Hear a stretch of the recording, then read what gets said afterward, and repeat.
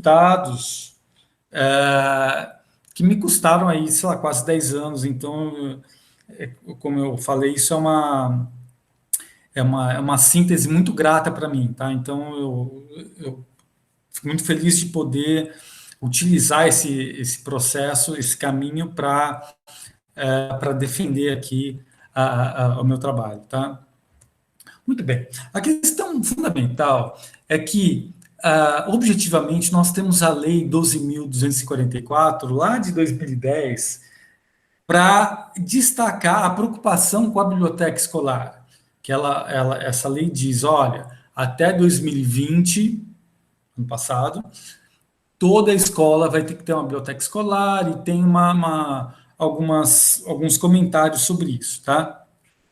Essa lei, ela foi muito criticada por não apresentar uma definição clara do que seria uma biblioteca escolar, por não apresentar os dispositivos jurídicos de punição das instituições dissonantes, quer dizer, quem não fizer vai acontecer alguma coisa, quer dizer, não está claro, tá? E nem indicar quem vai financiar essa lei, tá?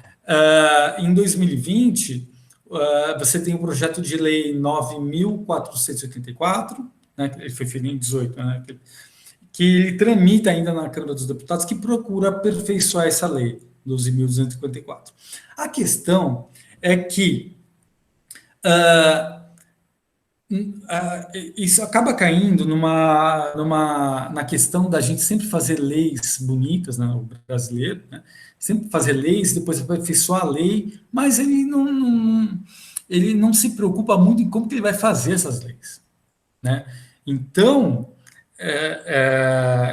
nós chegamos em 2021 agora, estamos, cadê as bibliotecas? Aí você vai pegar as estatísticas, é um horror, né? E a perspectiva de implementação da lei é uma catástrofe. Então, assim, a gente é uma tragédia em cima de tragédias, ainda mais agora com a pandemia. Quer dizer, qual é a possibilidade da gente efetivar a implementação dessa lei? Muito, muito curta, muito pequena.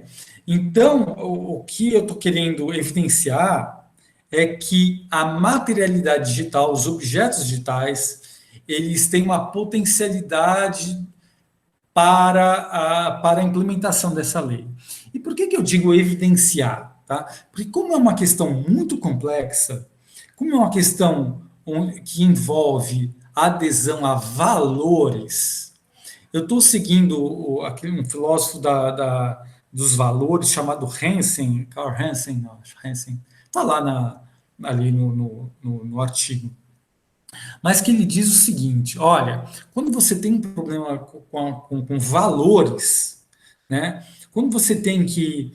E valores aqui entendidos como um conjunto de conceitos que orientam a ação, o julgamento do bom, do belo e do moral. Quer dizer, você precisa estar, para você ter uma concepção estética, uma concepção de justiça e uma concepção do que é bom, você precisa estar inserido na concepção valorativa da sociedade.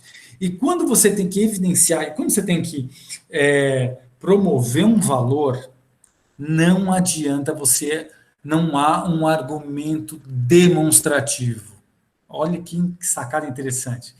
Você não tem que tentar convencer o outro do valor. Você tem que mostrar, fazer uma mostração do valor.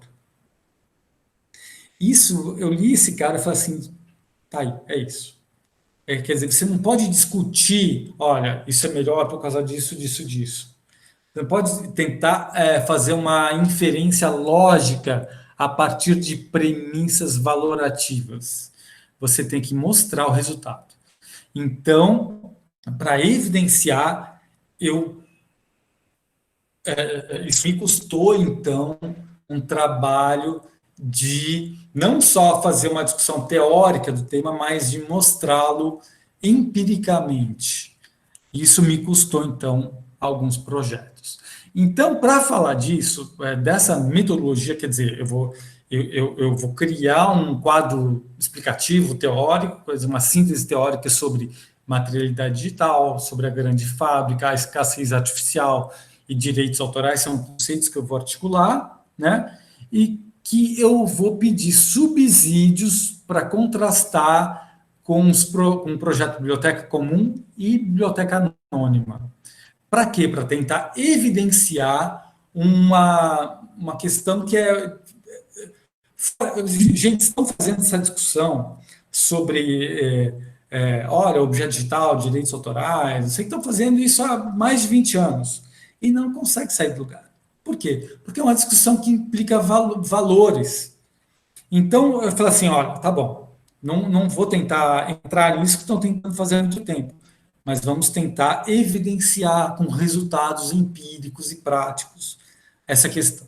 Então, muito bem, isso nos leva, primeiro, a pensar a maternidade digital. Eu vou tentar ser rápido aqui, mas é uma síntese que passa pelo Aristóteles e depois pela filosofia do tomista, né, com São Tomás de Aquino, e depois ela é renovada com Louis Lavelle, com a teoria da presença, mas que eu vou tentar sintetizar aqui, colocar a questão como um problema da forma e da substância.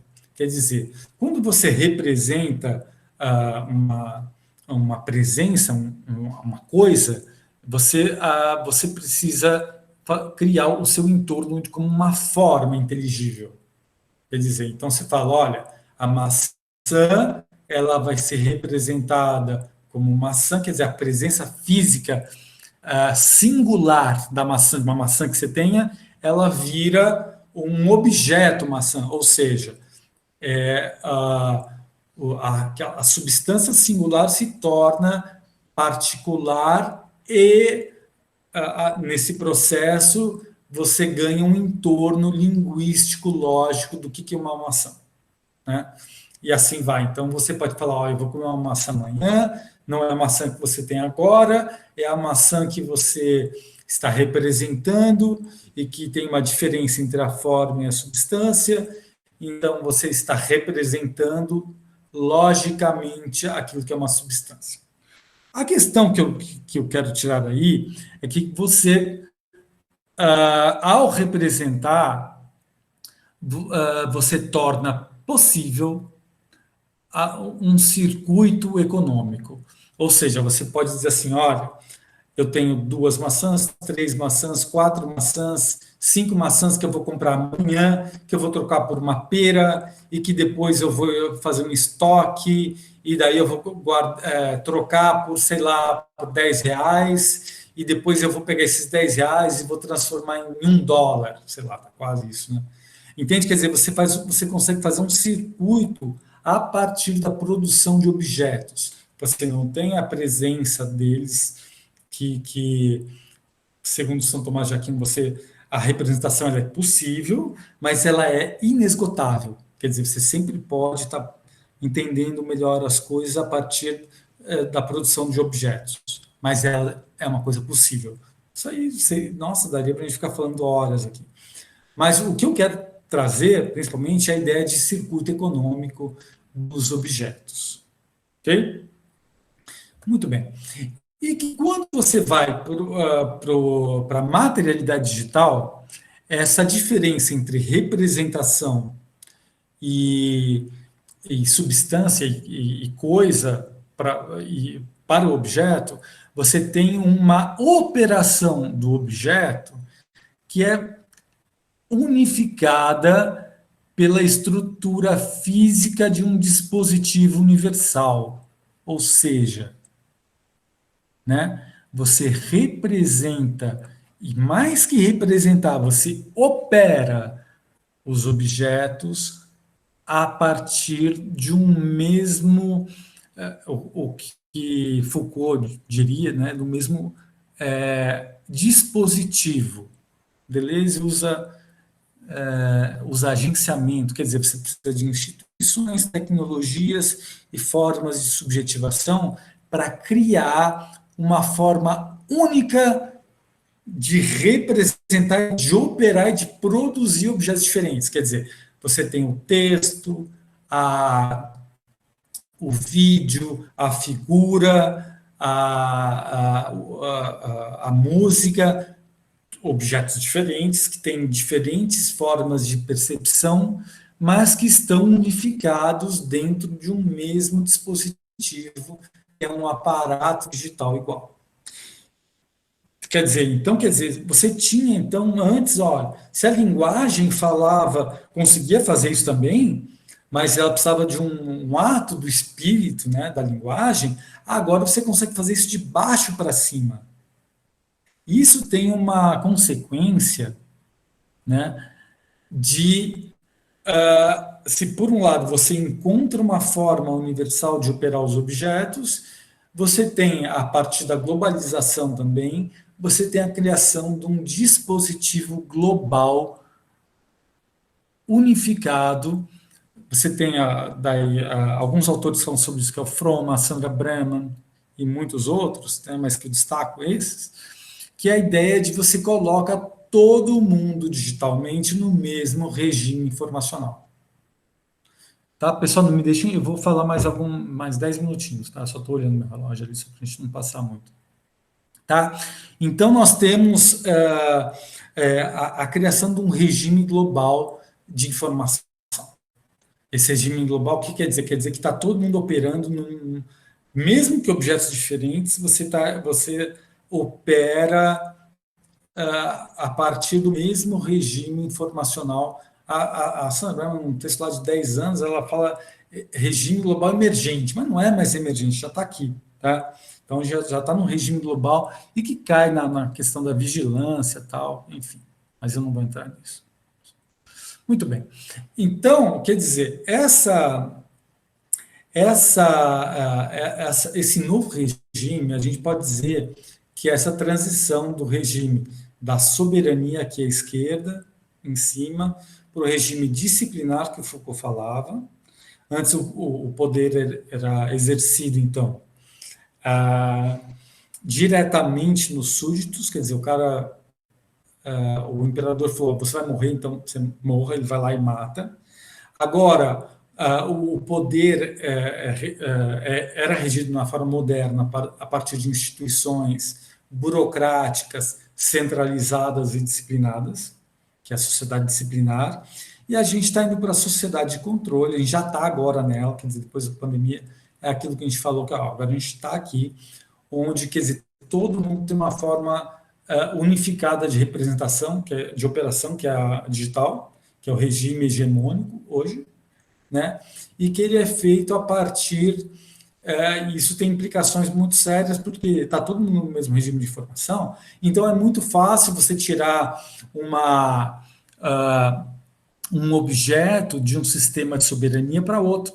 Então, você tem uma espécie assim de transitoriedade de regimes, quer dizer, ó, você tem um vazamento do Pentágono porque o cara colocou no pendrive o objeto digital e escapou por ali. Então, você vê segredos militares. Por quê? Porque você tá todos os objetos no mesmo regime de informação. Então, vazamento é a coisa mais fácil que tem. Né? Muito bem. A partir dessa ideia, então, do mesmo regime de informação, você tem uma diferença fundamental no objeto digital para o objeto analógico, que para mim eu coloco como ponto central no algórdico, que é o seguinte: o objeto digital, quando você a ideia de cópia dele, ele não produz diferença, quer dizer, você tem que produzir você tem que ter um ato institucional para produzir a diferença no objeto. Antes você pegava a Mona Lisa, copiava ela. Né? Você falava assim, essa não é a Mona Lisa. Então você tem uma diferença entre o original e a cópia. É uma degradação do espírito, vamos dizer assim. Não tem a aura, como Walter Benjamin falava. Né? Você tem alguma coisa aí no sério. Um objeto digital, você não tem isso, você tem réplicas. O mais aproximado que você tem disso são as réplicas das artes plásticas, onde uma figura de bronze ela tinha original, vamos dizer assim, ela tem réplicas que são iguaizinhas, feitas de bronze, que o artista pode ter, ele pode dizer assim, ó, essa réplica pode, essa não pode. Então, quer dizer, você tem que acabar criando formas de escassez para o objeto digital. E essa forma, ela não é ontológica, ela não está no objeto. ela tem que ter um esforço, no caso do objeto digital, você tem que se esforçar em colocar metadados, para dizer, olha, esse objeto, esse aqui é o original, esse é o real, tá?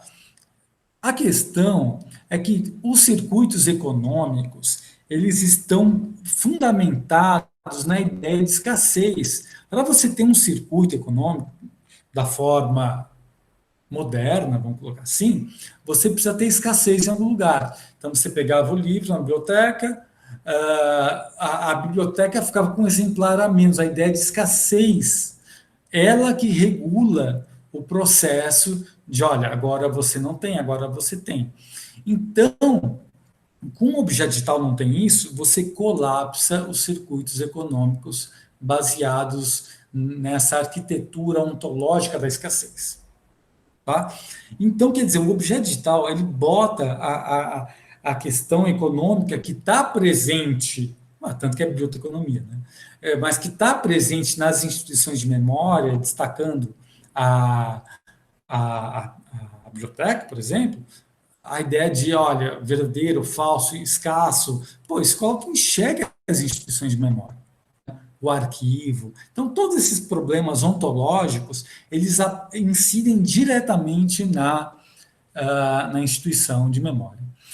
E os direitos autorais são um mecanismo que incide sobre o objeto digital para tentar produzir essa ideia de escassez que fundamenta o circuito econômico. Então, por exemplo, o software proprietário, aquele software que pode ser replicado, mas ele fala assim, não, você tem uma licença de uso, tá?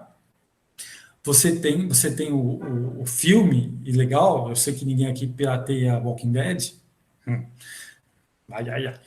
Então, por quê? Porque você, para falar assim, ó, isso é o legítimo, você tem um circuito econômico que diz, ó, isso é o legítimo. Se você piratear, não há diferença entre o original e a cópia, mas você é legítimo ou não, coisa que o objeto digital ele coloca em xeque. Muito bem. A indústria de software livre, lá no começo dos anos 80, ela começou a falar assim, não, existe um modelo possível de circuito econômico que não é baseado na ideia de que você vai, ao replicar o objeto digital, você incorre em um circuito ilegítimo.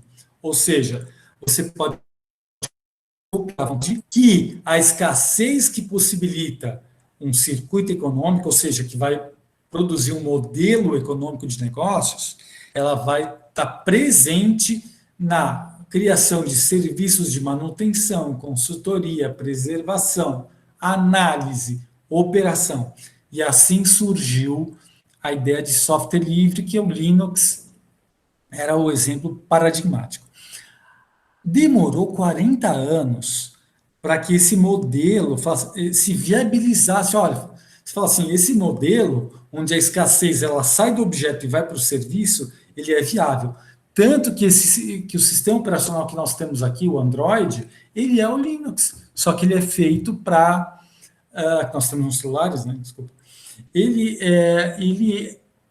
Hoje, ele gerou um modelo de negócio totalmente viável a partir de serviços e nuvens. Só que uma nuvem, ela é feita por grandes empresas de tecnologia.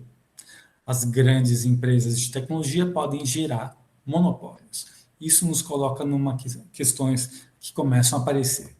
Eu vou correr um pouquinho, pessoal, porque senão eu vou ficar falando aqui. Então, olha só, isso nos coloca alguns problemas para as instituições de memória, destacando a biblioteca. Então, vamos lá. A materialidade digital hegemônica, que permite com que a gente replique os objetos sem escassez, é a digital. Então, a digital tem que se tornar a materialidade digital hegemônica. Ela vai se tornar independente do que a gente quiser. Então, a gente tem que aceitar isso. A questão é que a dependência da nuvem, a questão é a seguinte: ao se digitalizar, as instituições de memória, ao contrário do que possa parecer, elas ficam mais caras. porque elas ficam dependentes de tecnologia, de profissionais e do entorno tecnológico. Para aliviar esses custos, as nuvens, a nuvem, enquanto uma tecnologia de empresas digitais que facilitam isso, elas monopolizam a estrutura de dados necessárias. E isso significa uma perda de soberania de dados. Isso significa o seguinte: como aconteceu? Tá? Isso aconteceu agora, tal, então isso é um problema mais atual que eu estou tratando em outro texto, mas que se relaciona com essa questão aí. Você tem a possibilidade de instituições centralizadas monopolizarem a estrutura de dados digitais. Então, você pode fazer com que se você adotar, fala assim, ok, vou adotar uma nuvem de biblioteca. Esses caras podem controlar e tirar a sua liberdade através dos direitos autorais, através de censura e perda de liberdade. Essa é uma questão fundamental que parece que não está sendo feita na biblioteconomia e para a biblioteca atual. Isso nos coloca a seguinte questão. Olha, como que a biblioteca, o arquivo e o museu, eles vão se digitalizar e ainda assim vão ser viáveis quanto ao pessoal, ou seja, você não vai ter que contratar uma equipe enorme, gigantesca, para tratar do tal que fica caro, que aumenta o custo de propriedade da manipulação dos objetos. Como ser digital e não ser caro? Como ser digital e manter as características locais de uma instituição de memória. Como ser digital e manter a liberdade tendo os monopólios das Big Techs como horizonte. Como ser digital e ser acessível para quem não tem internet. Quer dizer, porque a ideia é, como vocês estão vendo, tem a Starlink, quer dizer, nos próximos 2, 3 anos, é tornar todo mundo conectado à internet. Agora nós temos esse problema de gente que não tem internet. Daqui a pouco a gente não vai ter, mas a gente vai ter os problemas de direitos autorais. Então, são questões que embasam, que a gente precisa fazer para o campo da ciência da informação, na biblioteconomia, na arquivologia, no museu. Então, para tentar abordar essas questões complexas, falei, se fizer só teoricamente, não é suficiente. Nós temos, então, que ser subsidiados por resultados preliminares, e aqui eu estou colocando 2 projetos, Biblioteca Comum e Biblioteca Anônima. Tá? Vamos lá. Então, sintetizando aqui a Biblioteca Comum. A Biblioteca Comum é um projeto lá de 2012, tá? Para incrementar o acervo das bibliotecas escolares com recursos educacionais abertos. São aqueles normalmente digitais, mas nem sempre, que têm uma licença aberta e por isso eles podem ser copiados. Ou eles estão em domínio público, ou eles têm Creative Commons. Tá? Eu poderia depois entrar nisso.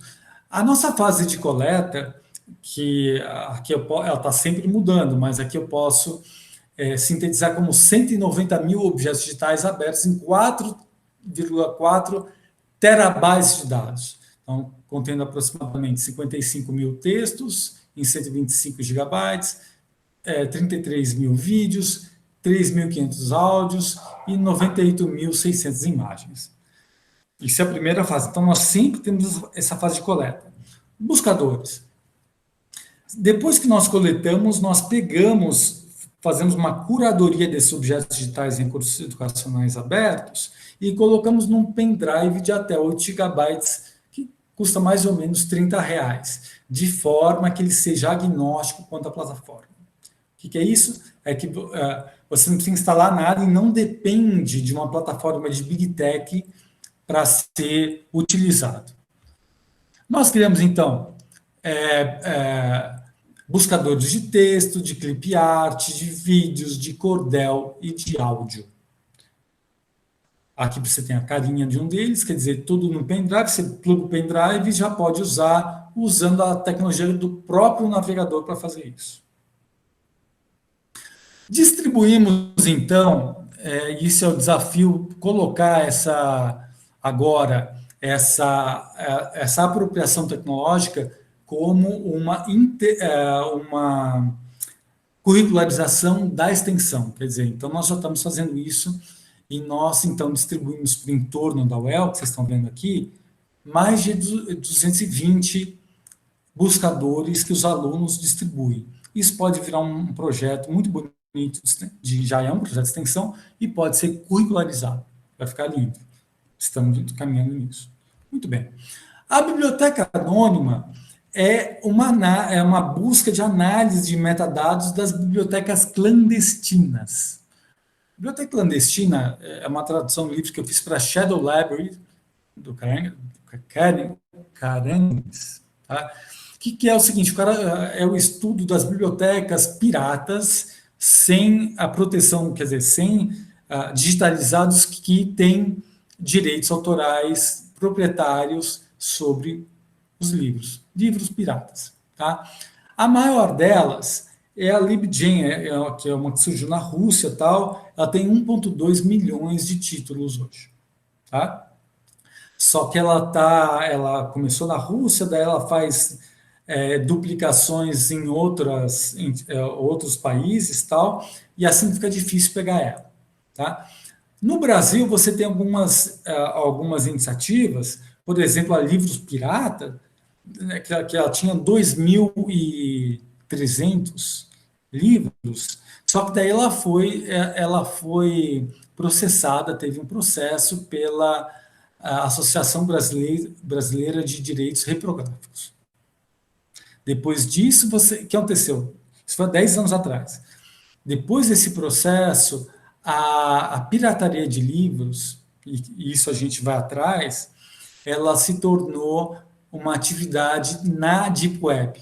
Deep Web é aquela web que não pode ser indexada, tá? Então a pirataria ela ocorre nos grupos de grupos particulares das redes sociais. Você tem a curadoria dos livros e você tem indexação, tá, na rede Tor, que é uma rede criptografada e anônima, tá? Então, o projeto Biblioteca Comum, então, que a gente vai atrás, a gente quer catalogar isso aqui, tá? E catalogamos, então, nós analisamos, identificamos 24 mil títulos, que é mais ou menos 10 vezes o que tinha na biblioteca antiga, tá? Que foi pega pela BDR. Muito bem. Conclusões, pessoal. Tá, não. Conclusões. O que esses projetos tentam evidenciar e que podem nos dar dicas de como a Lei 12.244 pode ser implementada? Primeiro, a gente tem que entender que a biblioteca, enquanto instituição ligada à civilização baseada em escrita, ela retorna, independente da gente querer controlar, dizer que a biblioteca é de um jeito ou de outro. Isso já aconteceu antes. Já aconteceu desde as mudanças de materialidade dos tabletes de argila lá na cidade de Ur, até o papiro, o índex, depois com o cristianismo, e depois a imprensa. Quer dizer, não é a primeira vez que se muda de materialidade e que o conceito de livro ele é relido, ele se atualiza. Então, a gente tem que entender isso. Então, a gente tem que deixar a biblioteca aparecer, a biblioteca contemporânea aparecer, em vez de ficar impedindo ela. Então, a gente tem que flexibilizar a lei de direitos autorais para colaborar com essa aparição. Porque a gente tem que dar segurança jurídica para parir essa biblioteca e não ficar tentando contê-la. Porque ela está aparecendo. Os livros piratas aparecem, estão mostrando isso. Tá? É possível distribuir conteúdo digital de forma barata, agnóstica quanto à plataforma, independente das big techs, mesmo para aqueles que não têm internet. Isso É o que o projeto Biblioteca Comum nos ensina. Tá? Então, nós temos daí algumas características fundamentais que a gente pode explicitar nesses problemas. Tá? E agora, com a pandemia, isso fica mais explícito ainda, mas isso é um problema para outro trabalho que a gente está fazendo, que é a ideia de biblioteca emergencial. Como tornar isso possível a partir dessas ideias aqui. Ok, então, pessoal, eu queria agradecer e aqui eu reproduzo as últimas frases do, do memorial, onde eu rogo mesmo pela questão de estar apto a dar continuidade a esses projetos que demoram muito, né? Eles demoram muito para começar a produzir resultados objetivos que você possa mostrar. Então, eu peço para ter força para continuar nos próximos 10 anos para tornar isso claro e tentar fazer essa contribuição. Agradeço finalmente à minha família, então, aos companheiros e companheiras, a vocês, né? E ao criador, seja lá o que ele for, mas eu sei que tem um criador agora, não sei como é que ele é, mas eu sei que tem. E nessa luta por uma vida que tenha sentido, e eu gostaria de acrescentar ainda que a ciência da informação ajudou muito a produzir essa prosperidade existencial e vida com sentido que eu tanto procurei.